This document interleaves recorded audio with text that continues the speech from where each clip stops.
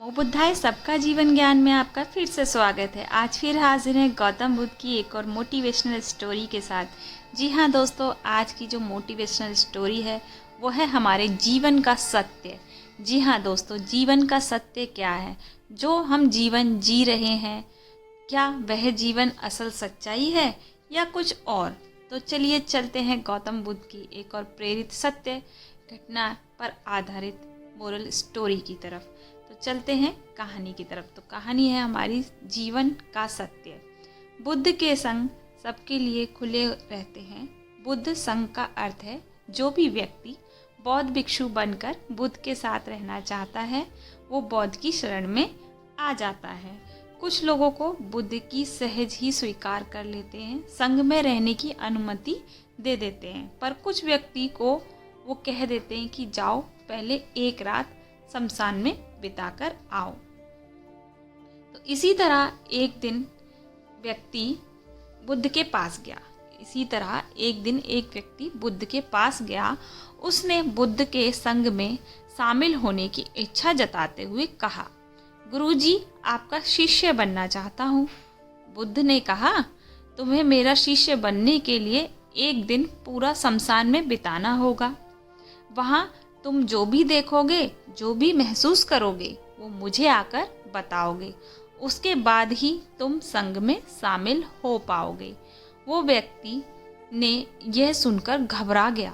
उसने बुद्ध से कांपती हुई आवाज में कहा, गुरुजी, दिन में तो ठीक है, लेकिन मैं रात में शमशान रहना खतरनाक है। बुद्ध ने कहा, कैसा खतरा? व्यक्ति ने कहा, वहाँ भूत प्रेत होंगे, वो मुझे पकड़ लेंगे और जान से मार देंगे या मेरा जीवन नर्क बना देंगे। भूत प्रेतों का खौफ उस व्यक्ति के चेहरे पर साफ दिख रहा था। पर बुद्ध ने कहा, क्या तुमने भूत प्रेत देखे हैं? व्यक्ति ने कहा, नहीं, पर मैंने सुना बहुत है और कुछ ऐसे लोगों को जरूर देखा है जिनमें भूत आ जाते हैं और उन्हें परेशान करते हैं, अजीब अजीब हरकतें करते हैं। इस पर बुद्ध ने कहा, फिर तो अब तुम्हारे पास यह सुनहरा अवसर है यह जानने के लिए क्या वाकई भूत प्रेत होते हैं या नहीं। तुम एक रात शमशान में व्यतीत करो। वहाँ गए तुम ऐसे लगेगा कि भूत है, तो देखना कि वह कैसा दिखता है। यदि ऐसा कुछ ना हुआ तो तुम यह जान पाओगे कि भूत प्रेत जैसी कोई चीज़ नहीं होती है। इस तरह पूरी रात तुम जो भी अनुभव कर पाओ वो सुबह आकर मुझे बताना। तो बुद्ध की बातों से वह व्यक्ति जिज्ञासु हो गया। व्यक्ति बोला, ठीक है गुरुजी, मैं एक दिन और एक रात शमशान में गुजारूंगा। बुद्ध ने कहा, ठीक है, अभी तुम स्नान कर लो और आश्रम में जाकर भोजन करके आराम करो। कल सूर्य की पहली किरण के साथ ही शमशान पहुंच जाना। व्यक्ति ने के जाने के बाद बुद्ध ने अपने 4 शिष्यों से कहा कि वह व्यक्ति कल शमशान जाएगा, तुम उसके पीछे जाना और उस पर नज़र रखना, पर ध्यान रहे उसे भनक भी ना लगे कि कोई उस पर नज़र रखे हुए है। अगले दिन सुबह होते ही व्यक्ति शमशान पहुंच गया। बौद्ध भिक्षु भी उस व्यक्ति का पीछा करते हुए उस जगह पर छुपकर बैठ गए और उस पर नज़र रखने लगे। जब तक दिन था वह तो व्यक्ति शमशान में इधर उधर घूमता रहा। उसे खास वैसा कुछ भी अनुभव नहीं हुआ, लेकिन जैसे ही सूर्यास्त का अंधेरा घनाता जा रहा था, उस व्यक्ति की धड़कनें बढ़ती जा रही थी। किसी तरह उस व्यक्ति ने पूरी रात शमशान में गुजार ही ली और सुबह होते ही वह बुद्ध के पास पहुंच गया।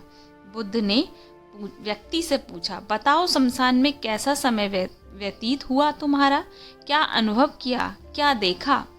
व्यक्ति बोला, गुरुजी, जैसे ही मैं सुबह सुबह शमशान पहुंचा तो वहाँ कुछ घंटे बाद मुझे कुछ लोगों की भीड़ शमशान की ओर जाती दिखाई पड़ी जो एक अर्थी लिए आ रहे थे। मैंने जब उन लोगों को ध्यान से देखा तो उनमें से कुछ लोग बेहद दुखी, कुछ लोग सामान्य और कुछ लोग बेहद खुश थे। वे लोग उस मृत इंसान के बारे में बोल रहे थे कि इस व्यक्ति ने बहुत अच्छे कर्म किए, बहुत किस्मत वाला है ये। इसके बाद उस मृत बुजुर्ग के बेटे ने अपने वृद्ध पिता की चिता को अग्नि दी। अर्थी के साथ शमशान आए लोग कुछ देर वहीं खड़े रहे। चिंता प्रचंड अग्नि की लपटों से धू धू करके जलती रही।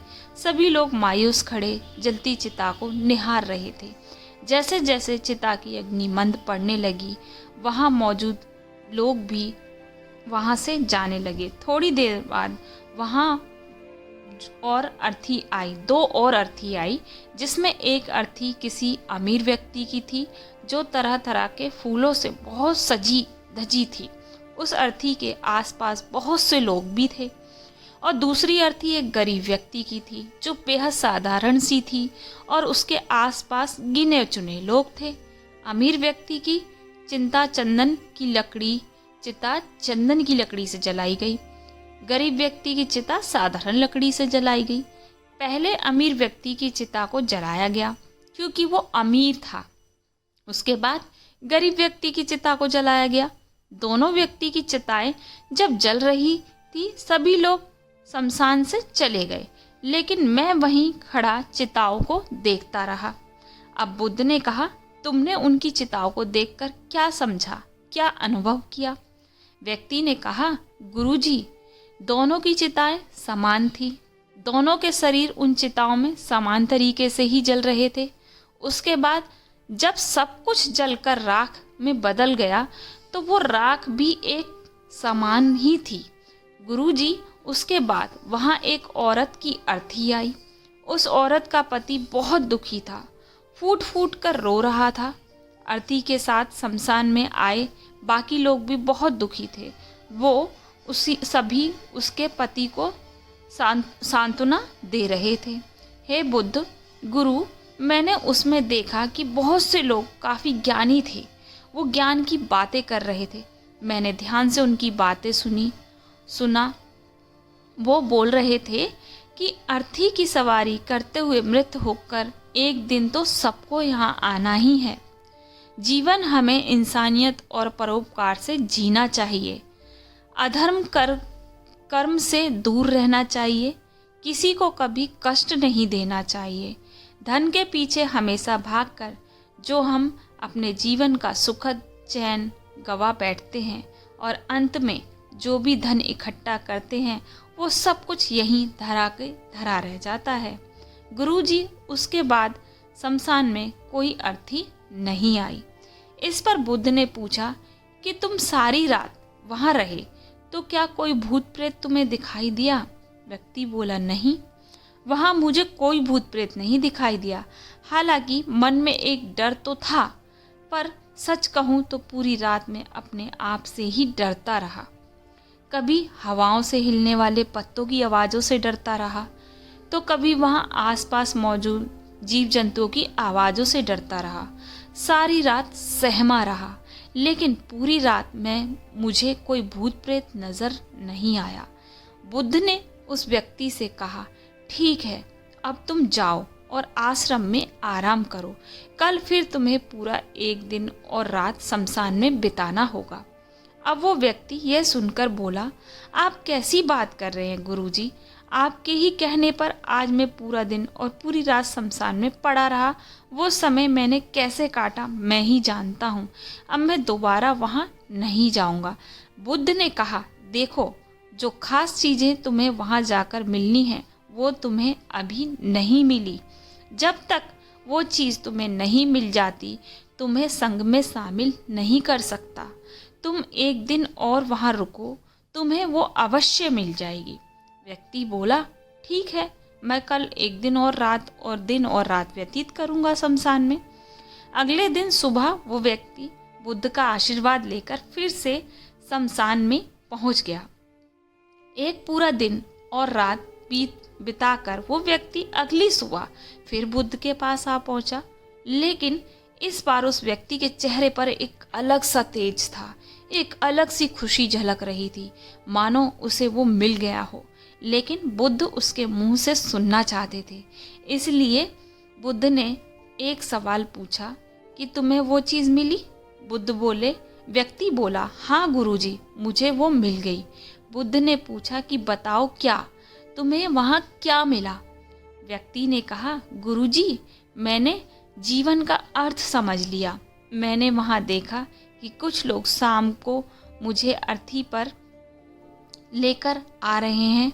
मुझे 4 लोगों ने अपने कंधे पर उठा रखा है। मेरे पीछे कुछ 15-20 लोग रोते बिलखते चल रहे हैं। मेरे पिता अर्थी के आगे आगे चल रहे हैं। कुछ लोग राम नाम सत्य बोल रहे हैं, मेरे ऊपर फूल फेंक रहे हैं। मेरे सभी रिश्तेदार बहुत दुखी हैं। भीड़ में मौजूद कुछ लोग तो सिर्फ दुखी होने का नाटक कर रहे हैं। कुछ लोग मेरे पिता को सांत्वना दे रहे हैं। तभी कुछ देर बाद मेरी अर्थी को जमीन पर रख दिया गया और मेरे शरीर को उठाकर चिता पर लिटा दिया गया। मैं ये सब दृश्य अर्थी पर लेटकर ही देख रहा था। मैंने उस अर्थी से उठना चाहा पर उठ ना सका। सांस लेना चाहता था पर सांस नहीं ले पा रहा था। पूरी तरह से असमर्थ और विकलांग की तरह था, क्योंकि मेरे अंदर सांस ही नहीं थी। मैं अपने पिता को गले लगाना चाहता था, लेकिन मैं उठ नहीं सकता था।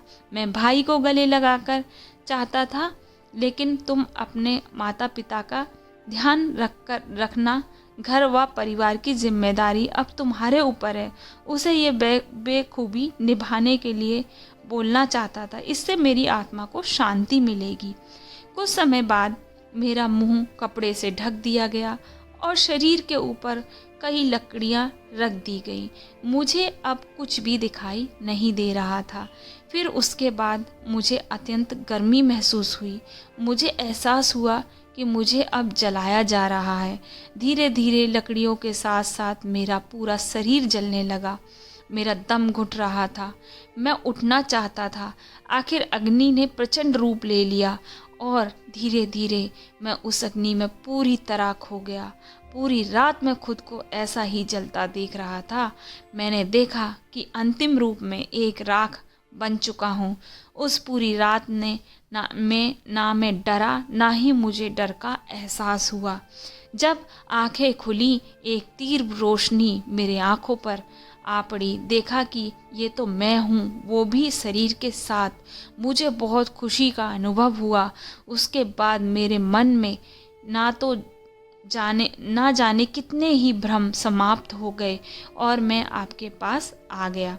बुद्ध मुस्कुराए और बोले कि तुम अब संग में शामिल हो सकते हो, क्योंकि तुम अब ज्ञान रूपी उस बीज को प्राप्त कर लिया जिसमें शरीर को भूलकर स्वयं को जानने की इच्छा की। इसी ज्ञान की प्राप्ति के लिए मैंने तुम्हें शमशान में भेजा था, जहाँ अतत तुमने यह जाना कि शरीर नश्वर है। नेत्रों से दिखने वाली हर चीज़ नश्वर है। शमशान आने वाला हर व्यक्ति भी यह समझ रहा है, पर शमशान से वापस जाते ही वो सब भूल कर पुनः उन्हीं गलतियों में, क्रियाओं में लग जाता है, जैसे झूठ बोलना, लूट धसोट, अधर्म, लालच, लालसा, बुराई, क्रोध, अपशब्द, अहंकार, ईर्ष्या इत्यादि नाना प्रकार की भावनाओं से बुरे कर्मों को अंजाम देते हैं। किंतु अब तुम्हारे अंदर ज्ञान का वो बीज अंकुरित हो गया है, जिसमें हम जीवन को तब तक नहीं समझ सकते जब तक मृत्यु को निकट से देखा ना जाए या समझा ना जाए। अच्छे स्वास्थ्य की कीमत वही समझ सकता है जो अत्यंत बीमार हो या जो बहुत लंबे समय से बुरे स्वास्थ्य से जूझ रहा हो। ठीक उसी तरह जीवन का महत्व वही समझ सकता है जो मृत्यु से रूबरू हुआ हो, जो मृत्यु को समझ चुका हो या एहसास हुआ हो। अब तुम्हें इसी बीज को लक्ष्य बनाकर ध्यान की मदद से स्वयं पर ज़्यादा ध्यान लगाना है, जानना है, ज्ञान की उस सीमा पर पहुंचना है जिसे जानने के बाद कुछ भी शेष नहीं रह जाता। कोई इच्छा, कोई लालसा शेष नहीं रह जाती। मन हर विचारों से मुक्त हो जाता है।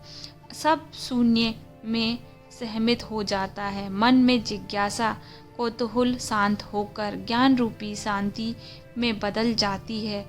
यही परम शांति, सुख, सुकून का आनंद है एवं अनुभव प्राप्त होना आरंभ होता है। तो दोस्तों, आपको इस जीवन की सत्य घटना पर कहानी कैसी लगी? अच्छी लगी हो दोस्तों तो कमेंट करना, कमेंट बॉक्स में ज़रूर कमेंट करना कि आपको गौतम बुद्ध की ये कहानी कैसी लगी। और इस कहानी से जी हाँ दोस्तों, काफ़ी सीख मिलती है कि मतलब सिर्फ इंसान का अच्छे कर्म ही यहाँ रह जाते हैं। तो मेन ज़रूरी है कर्म करना, और चाहे गरीब हो या अमीर हो, सबकी मृत्यु एक जैसी ही होनी है। किसी में कोई भेदभाव नहीं होता, चाहे अमीर हो, गरीब हो, या वो किसी भी जात का, पात का, कहते हैं ना जात पात का भी लोग रखते हैं विचार, तो लेकिन सब मरने के बाद एक जैसे हैं। ना कोई कुछ लेकर आया है, ना कोई कुछ लेकर जाएगा। सबसे ज़रूरी है हमें परम सत्य जानना, जो कि हमारे खुद के अंदर होता है। तो दोस्तों, कहानी अच्छी लगी हो तो कमेंट बॉक्स में कमेंट करना, अपने फ्रेंड्स फैमिली के साथ लाइक शेयर और सब्सक्राइब करना। तो धन्यवाद। बुद्धं शरणं गच्छामि, धम्मं शरणं गच्छामि।